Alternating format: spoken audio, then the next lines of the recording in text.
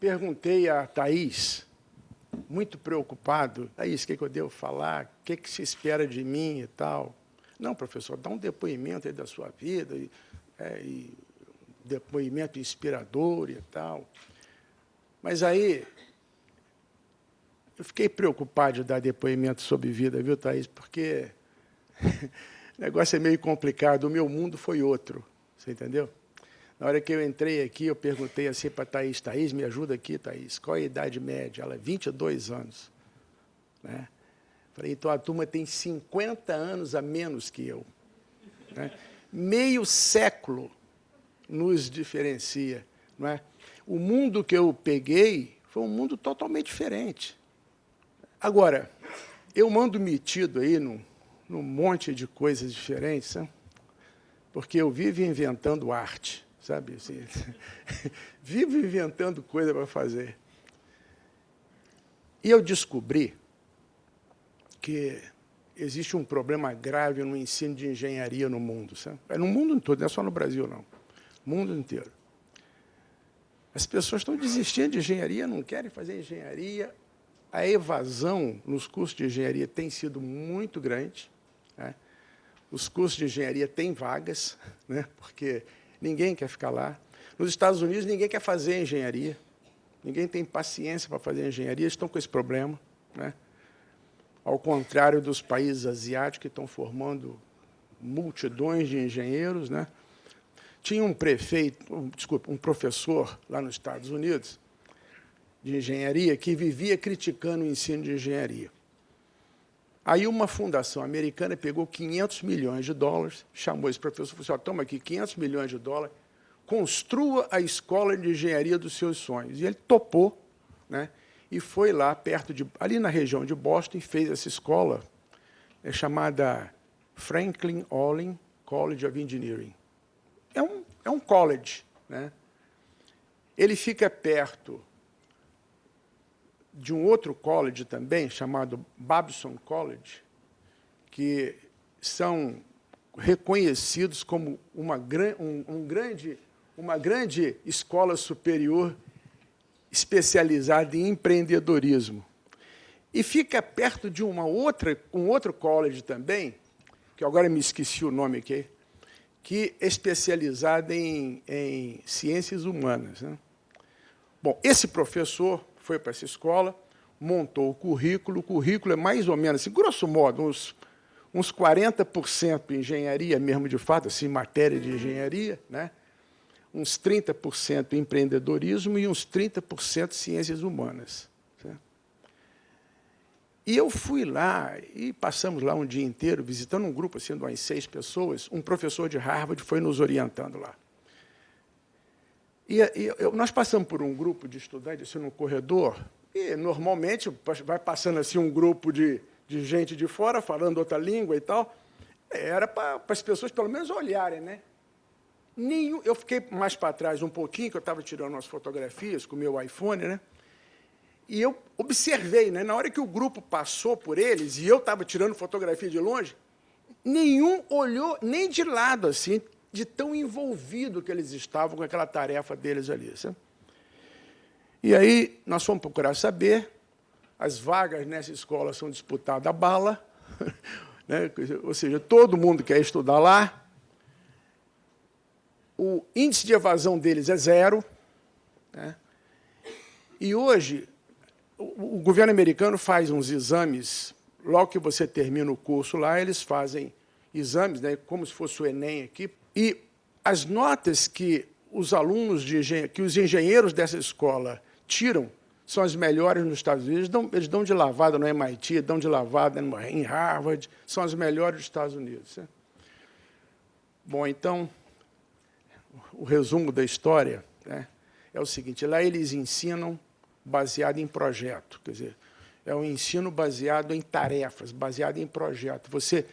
Os alunos passam o tempo todo lá sendo desafiados por projetos novos. E esses projetos não são projetos assim tirados da cabeça do professor, não. Certo? Eles se associaram com umas 15 ou 20 empresas, vendem projetos para essas empresas e fazem projetos para as empresas e os alunos trabalham duro nesses projetos. Né? e, ao trabalhar, vão trabalhar e aprendendo, discutindo com os professores as soluções. Tem algumas aulas formais, porque é muito difícil deixar de ter, né? Mas uma coisa interessante que eu notei, tem pouquinhas salas de aula desse tipo. A maioria das salas de aula são assim, algumas carteiras no meio e em volta equipamentos, sabe? Equipamentos. Equipamentos de serrar, de tornear, coisas que eles fazem manualmente lá. E algumas salas, que devem ser salas de curso para cálculo, coisas assim, mas as salas têm uma diferença. Não tem quadro negro só na frente, não. Você tem quadro negro nas 4 paredes. Porque, por suposto, os alunos devem estudar a lição antes de vir para a aula e vai discutir com o professor, não vai ouvir do professor. Ou seja, é um ensino por projeto e é um ensino por discussão. Muito interessante, né? Nós, hoje, tem um grupo de empresários que está montando uma escola de engenharia exatamente igual a essa, no INSPER, né? Eu estou fazendo parte lá desse projeto do INSPER, que eu acho que é espetacular, mas como a gente, dentro daquela teoria da Viviane, que eu também concordo plenamente, né, que a gente não pode pensar em solução pequena, então, essa escola de engenharia vai começar, até que a gente começa a produzir engenheiro aqui, demora para burro, até que começa a dar exemplo para os outros, também vai demorar para burro, a gente já morreu, né, então, aí não tem mais tempo. Então, ainda mais eu que estou na minha idade, não é o seu caso, mas na minha idade eu tenho que ser bem rapidinho, sabe? Então, eu procurei a turma lá da Escola de Engenharia da Universidade Federal de Minas Gerais, lá em Belo Horizonte, da onde eu sou egresso, fui aluno lá e fui professor lá. O pessoal topou, tinha um professor lá com uma liderança muito forte. Então, estou dando apoio, apresentei eles ao pessoal de Olin, dos americanos, nós levamos americanos para lá, para o UFMG, e levamos professores da UFMG lá para a Olin, e está uma festa, entendeu? E o nosso projeto lá em Belo Horizonte é diferente do de São Paulo. Em São Paulo é construir a escola nova, e em Belo Horizonte é transformar uma escola de engenharia, que acho que é a maior da América Latina, com 5.000 alunos de graduação e 2.000 de pós-graduação, transformar essa escola numa escola por projeto. É projeto aí para uns 10 anos, porque é vagaroso, sabe? Muita reação, muita coisa, mas nós vamos conseguir.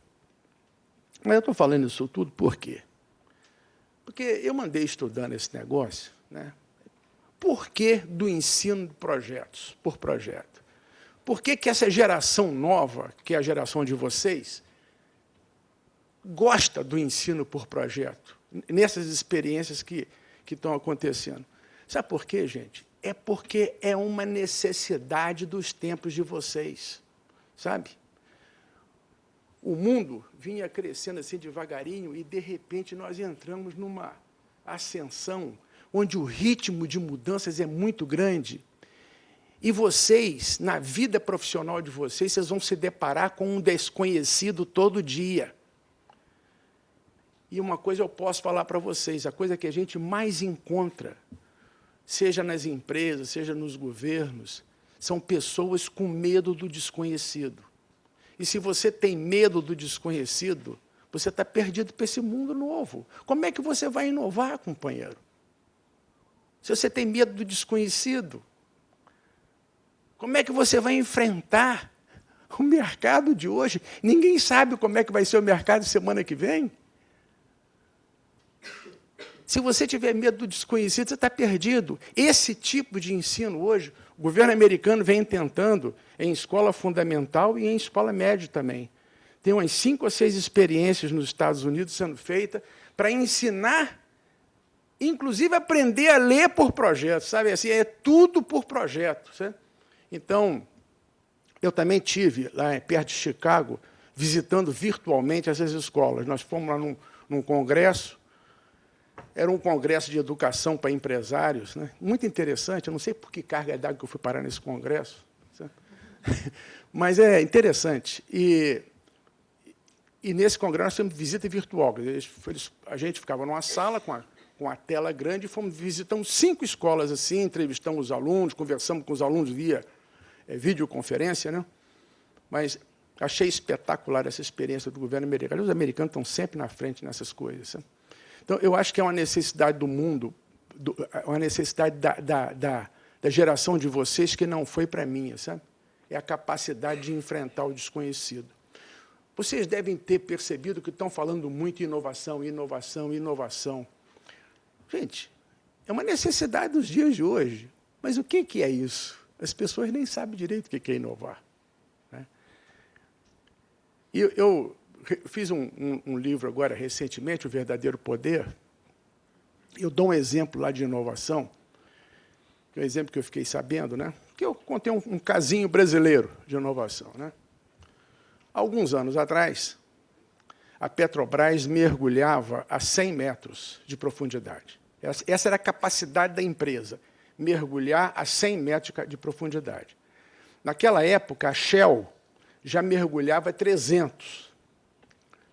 Aí houve lá um evento técnico interno na Petrobras, tinham lá vários engenheiros, é técnico, é tudo para evento para engenheiro técnico. E aí o Silveira, que era o superintendente técnico lá na época, conhecido nosso, ele virou para a turma e falou assim, gente, olha, nós vamos ficar aqui discutindo abobrinha. Se a Petrobras quiser ser uma grande empresa, ou nós vamos para 1.500 metros, ou não vai ter Petrobras do futuro.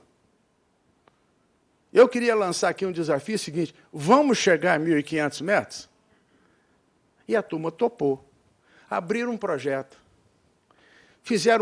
analisaram todo o processo necessário, descobriram 252 pontos de dúvidas tecnológicas, abriram 252 projetos, chegaram a 1.500 metros e vão chegar a 7.000 metros por causa do pré-sal. Inovar é isso, sabe? Inovar é enfrentar o desconhecido, onde ele esteja. Inovar não é só fazer produto novo, sapato novo, bebida nova, não é nada disso, não. Isso também pode ser. Mas inovar é inovar em tudo. É buscar soluções onde elas não existem, tanto em produto quanto em processo. Soluções para custos mais baixos. Então, o que vocês vão enfrentar e que eu não enfrentei, né, é o mundo do desconhecido. E é para isso que vocês têm que se preparar. Por exemplo, eu não sei se vocês perceberam que a Viviane falou aqui assim, olha, tem que focar em resultado. Se não focar em resultado, não vai e tal. É exatamente isso. Né? Quer dizer, você inova quando você foca em resultado. Porque você vai falar assim, bom, qual é o resultado que eu tenho que atingir? É esse? Puxa vida, nunca ninguém atingiu. Eu não sei como atingir, mas nós vamos ter que inovar, ou seja, encontrar uma maneira de chegar lá. Tá certo? Então, essa é a atitude certa. Né? Então, gente, dito isso, essa seria assim, a mensagem que eu gostaria de dar para vocês. Né? E eu agora peço a ajuda de vocês para me dar aí umas 2 ou 3 perguntas que venham da necessidade de vocês para que eu possa procurar responder. Bom dia, professor. Sou Felipe Dibe, de Campo Grande, Mato Grosso do Sul. Maravilha. Realmente é inspirador ouvir essas histórias, primeiro da Viviane, depois do senhor. Eu sou um apaixonado por educação. E já que o senhor nos permitiu, a minha pergunta é bem pessoal. Eu tenho dificuldade para conseguir ler vários livros durante um ano. Eu quero perguntar para o senhor como que o senhor conseguiu escrever 6, sendo que eu sei que o senhor é muito mais ocupado do que eu sou e tem muito mais tarefas e responsabilidades. Mas livro a gente escreve quando precisa, isso aqui é verdade. Isso assim, quando você precisa dar uma mensagem. Né? Esse projeto nosso com os japoneses, sabe, me deu aquele sentimento, sabe, que eu falei assim, gente, eu estou tendo a oportunidade da minha vida. Eu fui ao Japão várias vezes, né? Então vi lá como é que eles fazem, vi o que eles estavam conseguindo com essas técnicas. Né? Falei, gente, eu estou tendo a oportunidade da minha vida, financiado pelo governo brasileiro, eu vou ter que entregar resultado, eu vou ter que trazer para o Brasil essas técnicas. Os japoneses tentaram passar isso para vários países do mundo, poucos conseguiram, o Brasil foi um deles. Mas foi com muita luta, viu, companheiro? Você tem toda a razão. Olha, era fim de semana, durante os voos, hora de aeroporto, Eu usava tudo para escrever, você entendeu? Tudo. Mas nós conseguimos, né? Eu fiz uma outra coisa, que eu acho que humildade é uma coisa que todo mundo tem que ter, sabe? Tudo que eu escrevi, eu submetia a muita gente para criticar e dar palpite, sabe? Porque eu sempre pensei o seguinte, eu não posso, irresponsavelmente, colocar na praça alguma coisa que eu estou absorvendo aqui que pode conter erro.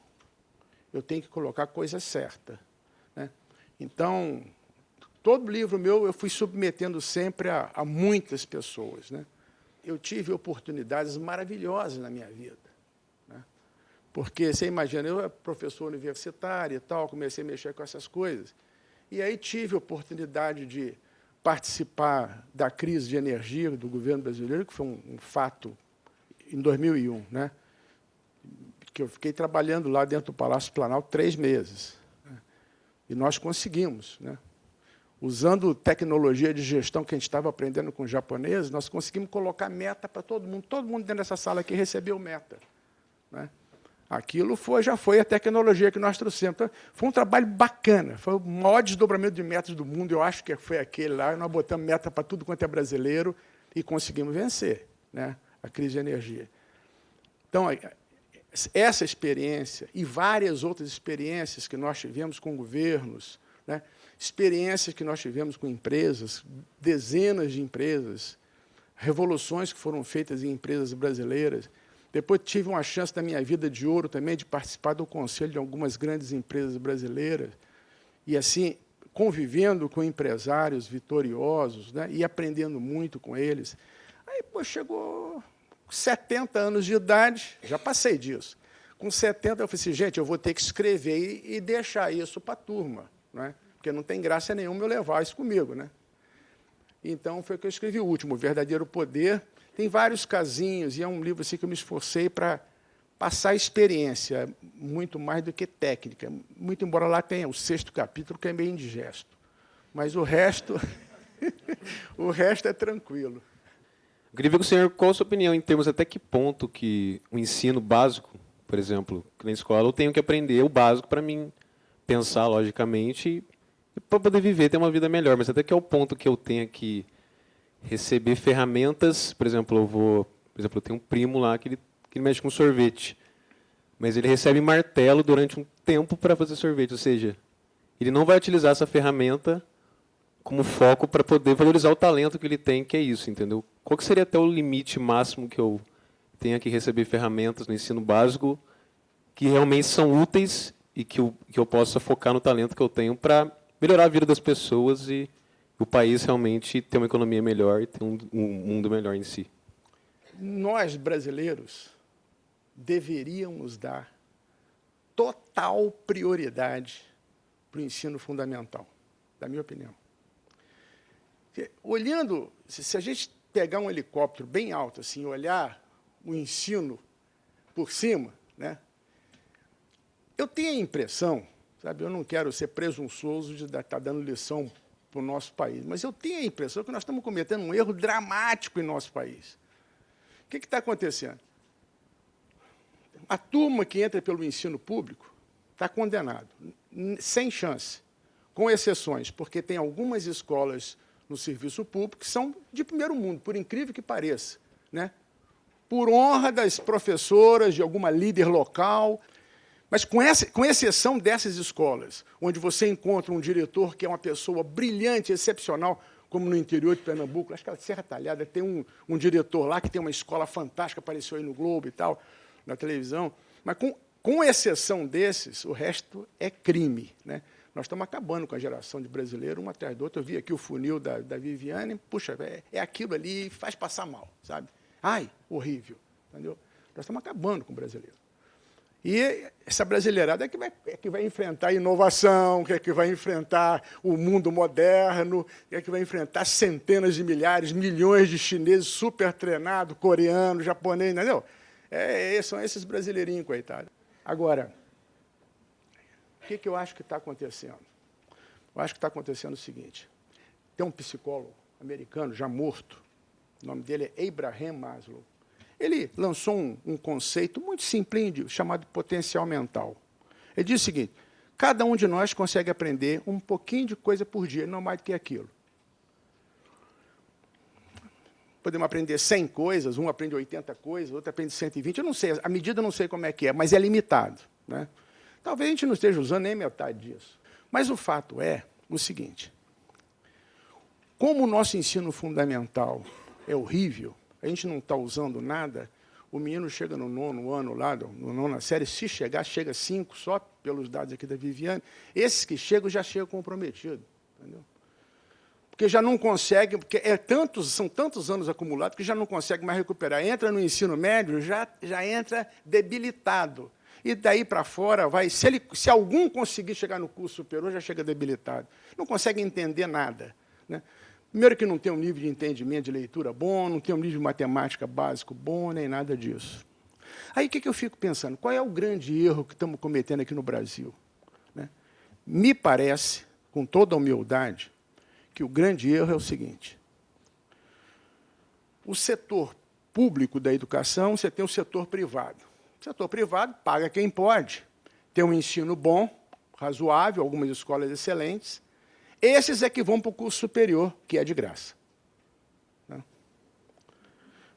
Então, é mais ou menos isso. Agora, o pessoal da escola pública, né, como é que se divide isso? Todo o ensino fundamental está sob responsabilidade dos prefeitos. Ensino médio, de 3 anos, com os governadores. Ensino superior, Escola Técnica e Ensino Superior, com o governo federal.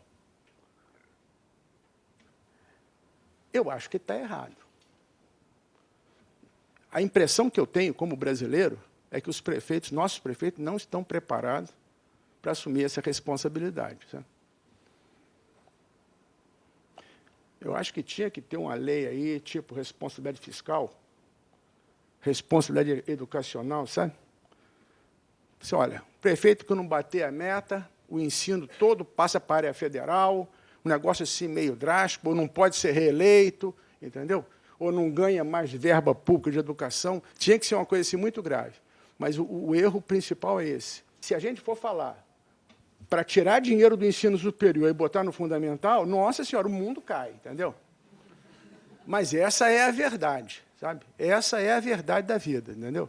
Minha pergunta, eu vou sair um pouco do tema da educação aqui. O senhor, como experiente conselheiro e consultor de grandes empresas, eu queria saber a opinião sua com relação do empresariado brasileiro sobre a globalização. O senhor falou que o mundo é o mundo do novo, os desafios novos. Eu tenho a impressão, pelo noticiário econômico, que boa parte do nosso empresariado eles têm uma visão um pouco com medo desse novo. Assim, né? Você tem infinitas medidas protecionistas, o chororô do câmbio diminuiu um pouco, mas, enfim, você tem um país que tem várias empresas globais que atuam no mundo inteiro, mas parece que o coro empresarial nosso é sempre para fechar, assim, com medo desse novo.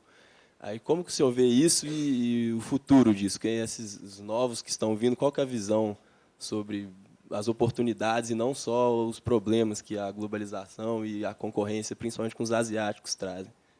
Olha, é uma boa pergunta, sabe? Isso já foi assim, esse medo já houve em extensão maior. Sabe? Mas eu acho que... Eu sou conselheiro da Ambev, né? E não é por eu ser conselheiro da Ambev que eu vou falar o que eu vou falar aqui, mas eu acho que a Ambev fez uma grande contribuição ao nosso país, né? Internacionalizando. E indo lá para a Ambev, comprando a Anheuser-Busch. Eu acho que isso aí foi assim, um marco histórico para o empresariado brasileiro. Sabe? Porque eu, como consultor, ouço muito isso de vários empresários, o seguinte: eu quero ser a Ambev da construção, eu quero ser a Ambev dos bancos, eu quero, entendeu? Então, esse exemplo, eles mostraram é possível para o brasileiro ir lá para fora, internacionalizar e ganhar o jogo. Você entendeu como é que é? Então, foi muito importante isso e tem muita gente trabalhando para isso. Não sei se já é o ideal, mas a cabeça mudou. Sabe? A cabeça mudou bastante, para a nossa alegria. Ô, gente, muito obrigado a todos.